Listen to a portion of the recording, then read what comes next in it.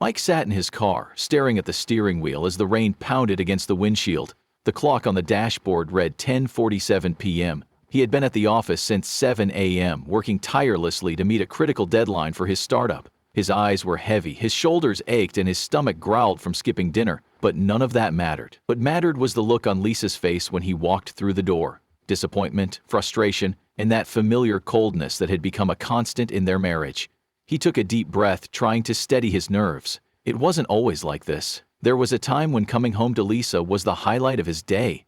He remembered their early days, the laughter, the stolen kisses, the way her eyes lit up when she talked about their future. But somewhere along the way, the spark had faded. Lisa had grown distant, her once loving words replaced by sharp criticisms and endless demands. Mike finally stepped out of the car, bracing himself against the rain as he hurried to the front door. He fumbled with his keys, his hands trembling slightly, and pushed the door open. The house was silent, save for the faint hum of the television in the living room. Lisa was sitting on the couch, her legs curled beneath her, scrolling through her phone. She didn't look up when he entered. "I'm home," Mike said softly, setting his briefcase down. Lisa didn't respond. Her face was expressionless, but Mike could feel the tension in the air. He walked to the kitchen, pouring himself a glass of water. The silence was deafening. "Lisa," he began, his voice tentative. "I'm sorry I'm late. The project is in its final stages and I had to—" "You're always late," she interrupted, her tone icy. She finally looked up, her eyes narrowing. "Do you even care about this marriage anymore? Or is your precious work all that matters to you?" Mike flinched. "That's not fair, Lisa. You know how important this startup is to me. To us. I'm doing this for our future." "Our future?" she scoffed, standing up and walking toward him. "What future? All I see is a man who can't even afford to take me on a proper vacation. Do you know how embarrassing it is to hear my friends talk about their husband's successes while I'm stuck with you?" Her words cut deep, but Mike forced himself to stay calm. "Lisa, I'm doing my best, but if you're so unhappy, maybe we should talk about—" "Talk?" she snapped, her voice rising. "There's nothing left to talk about. I'm tired of waiting for you to become the man I deserve. I want a divorce." The word hung in the air like a thunderclap. Mike stared at her, his heart pounding. He had always known Lisa was materialistic, but he never imagined she would walk away so easily. He thought of the sacrifices he had made, the long hours, the sleepless nights, the dreams he had put on hold to build a life with her. And now it was all crumbling before his eyes. "Lisa," he said, his voice trembling, "please, don't do this. We can work through this. I love you." She laughed bitterly. "Love? Love doesn't pay the bills, Mike. Love doesn't buy the life I want. I deserve better than this." Mike felt a lump form in his throat. He wanted to argue, to beg her to stay, but the look in her eyes told him it was pointless. She had made up her mind. "Fine," he said quietly, his voice barely above a whisper. "If that's what you want." Lisa didn't respond. She turned and walked away, leaving Mike standing alone in the kitchen. The weight of her words pressed down on him, suffocating him. He sank into a chair, his head in his hands, as the reality of the situation sank in. The courtroom was cold and sterile, its high ceilings and harsh fluorescent lights adding to the oppressive atmosphere. Mike sat at one end of the long wooden table, his hands clasped tightly in front of him. His lawyer, a middle-aged man with a stern expression, sat beside him, shuffling through a stack of documents. Across the room, Lisa sat with her lawyer, a sharp-eyed woman who exuded confidence. Lisa looked as polished as ever, her hair perfectly styled, her makeup flawless, and her designer outfit tailored to perfection. She glanced at Mike briefly, her expression unreadable, before turning her attention back to her lawyer. Mike's heart pounded in his chest. He had never imagined he would end up here, fighting for his dignity and the little he had left. The past few months had been a blur of sleepless nights, endless paperwork, and painful realizations. Lisa had wasted no time in filing for divorce, and her demands were staggering. Half of his savings, their apartment, and a hefty monthly alimony. Mike had tried to reason with her, to appeal to whatever remnants of love might still exist between them, but Lisa was relentless. She wanted everything, and she was determined to get it. The judge entered the room, and everyone rose to their feet. Mike's stomach churned as the proceedings began. Lisa's lawyer presented her case with precision, painting Mike as a neglectful husband who had failed to provide for his wife. She cited his long hours at work, his lack of attention to Lisa's needs, and his inability to meet her expectations. Mike's lawyer countered with evidence of his hard work and dedication, but it was clear that the odds were stacked against him. After what felt like an eternity, the judge finally spoke. "Based on the evidence presented," she said, her voice firm and authoritative, "the court awards Ms. Lisa Sharma a monthly alimony of—" RST-100,000, along with 50% of Mr. Mike's current assets.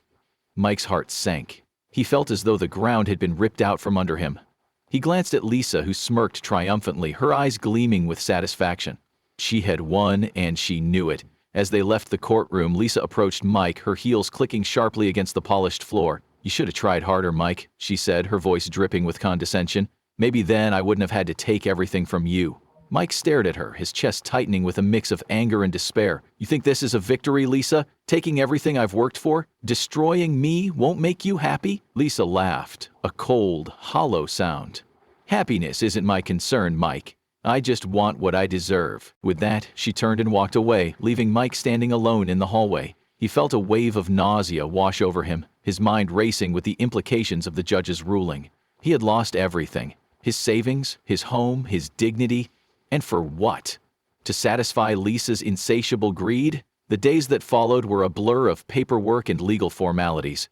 Mike moved out of their apartment, finding a small, dingy flat on the outskirts of the city. It was a far cry from the life he had built with Lisa, but it was all he could afford. He spent his nights lying awake, staring at the cracked ceiling, replaying the events of the divorce in his mind. He felt like a shell of the man he once was, his confidence shattered and his spirit broken. Lisa, on the other hand, wasted no time in flaunting her newfound wealth. She moved into a luxurious apartment in the heart of the city, filling it with expensive furniture and designer decor. She posted pictures on social media, captioned with smug remarks about starting fresh and living her best life. Mike couldn't bring himself to look at her posts, but they haunted him nonetheless. One evening, as Mike sat alone in his flat, his phone buzzed with a notification. It was a message from an old friend, Raj, who had heard about the divorce. "Raj, hey man, I just heard what happened. I'm so sorry. How are you holding up?" Mike stared at the screen, his fingers trembling as he typed a response. "Mike, not great. She took everything, Raj." "Raj, I can't believe she did that to you. You deserve so much better. But listen, don't let this break you. You're stronger than this. You'll get through it." Mike sighed, his eyes filling with tears. He wanted to believe Raj's words, but the pain was too fresh, the wounds too deep. Meanwhile, Lisa was reveling in her victory. She had gotten everything she wanted: money, freedom, and the satisfaction of knowing she had beaten Mike. But beneath her confident exterior, there was a flicker of doubt. She had expected to feel triumphant, but instead, she felt empty. One night, as she sat alone in her lavish apartment, sipping a glass of wine, she found herself scrolling through old photos of her and Mike. There was one in particular that caught her eye, a picture from their honeymoon in Bali. They were standing on the beach, the sun setting behind them, their faces glowing with happiness. Lisa stared at the photo, her chest tightening with an unfamiliar ache. "Why do I feel like this?" she muttered to herself, tossing her phone onto the couch. "I won. I got what I wanted, so why does it feel like I lost something?" She poured herself another glass of wine, trying to drown out the nagging voice in her head. But the doubts lingered, creeping into her thoughts like shadows in the night.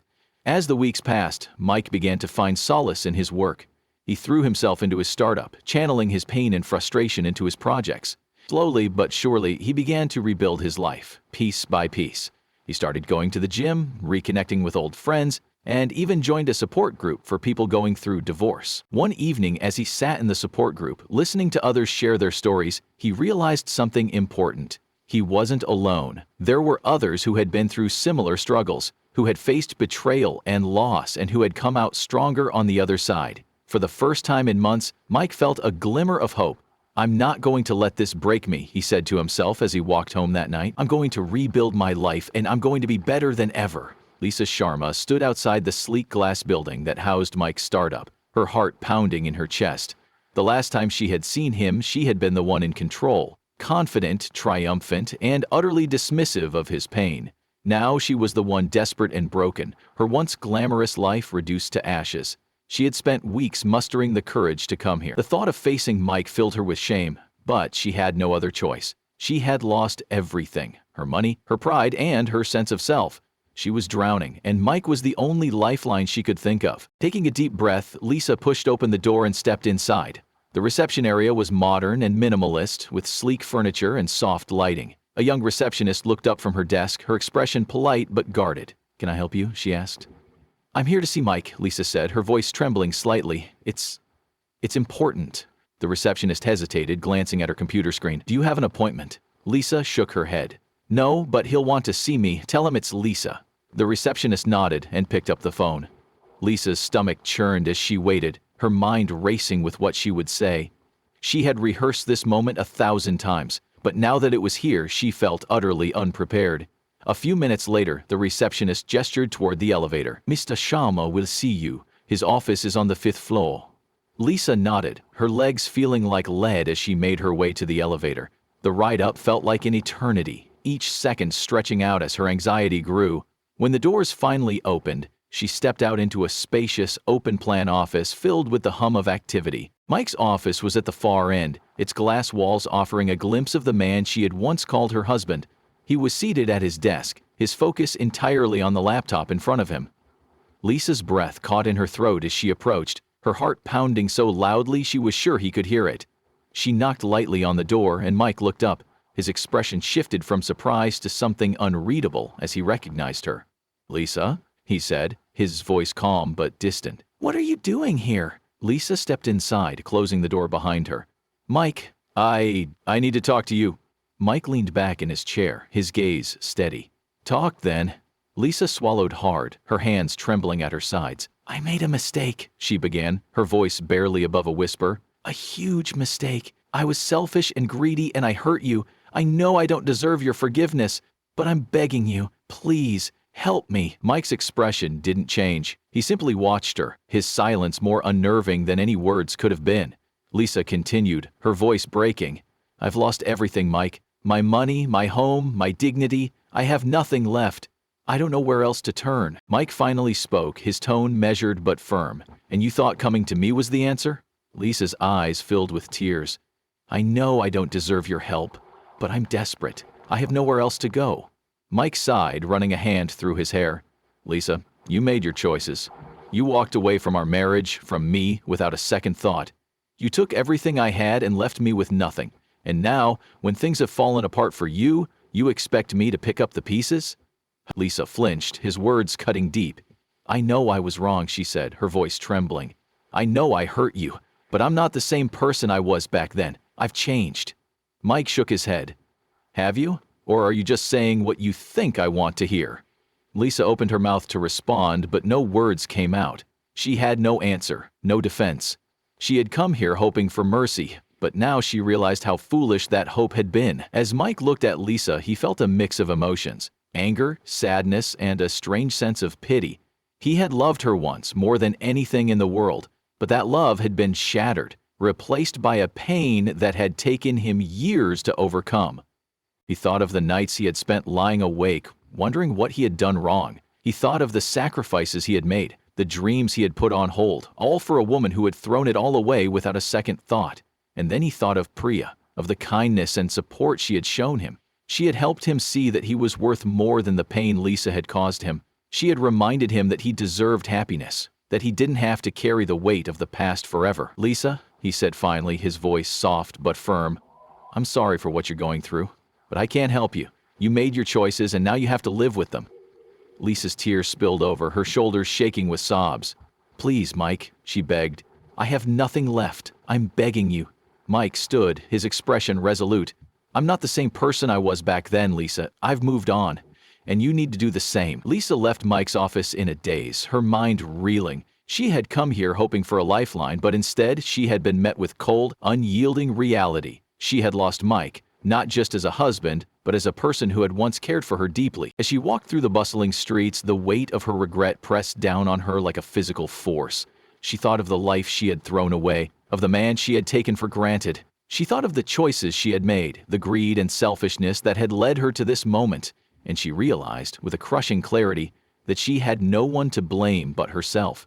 Back in his office, Mike sat at his desk, his mind racing. Seeing Lisa had stirred up emotions he thought he had buried long ago. But as he sat there, reflecting on their conversation, he felt a sense of closure. He had forgiven her, not for her sake, but for his own. He had let go of the anger and pain, choosing instead to focus on the future. And as he thought of Priya, of the life they were building together, he felt a sense of peace.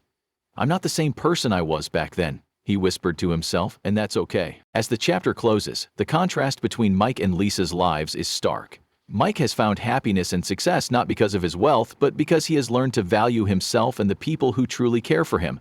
Lisa, on the other hand, is left to face the consequences of her choices, her life a cautionary tale of greed and regret. The message is clear. True success isn't about money or status. It's about self-respect, kindness, and the courage to move forward even when the past tries to pull you back.